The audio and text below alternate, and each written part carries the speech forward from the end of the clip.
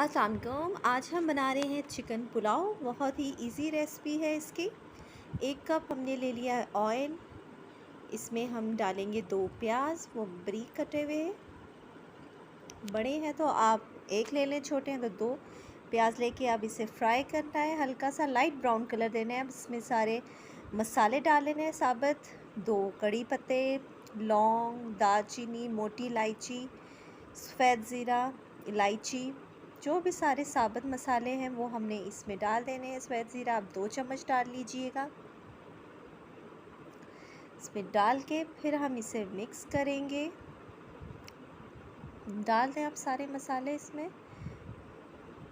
3-4 इलायची भी डालिएगा ज़रूर, उससे ज़रा खुशबू आएगी आपके पुलाव में। सफ़ेद ज़ीरा भी देखिए डाल दीजिए इसमें। अब इसे मिक्स करें।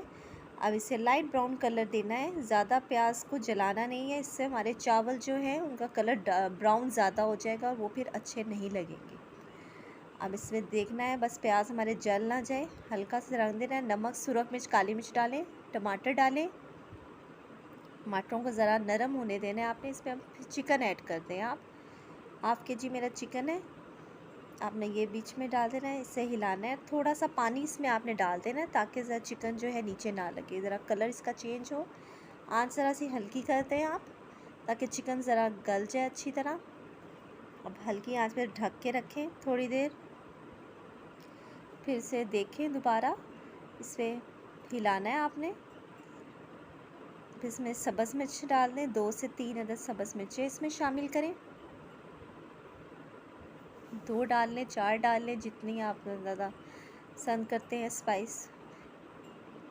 फिर थोड़ा सा पानी आप ऐड करें ताकि ज़रा चिकन जो है अच्छी तरह हमारा गल जाए। अब ज़रा देखें हमारा भुन गया है, चिकन हमारा गल गया है। देखिए ऑयल निकल आया है।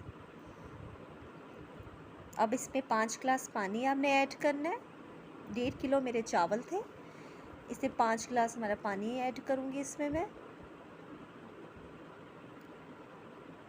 पानी का आप अपना हिसाब देख लीजिएगा, जितने आपके चावल होंगे जितना आप पानी उसमें ऐड करते हैं। जितने मेरे 1.5 किलो चावल थे तो मैंने 5 गिलास पानी इसमें ऐड किए हैं।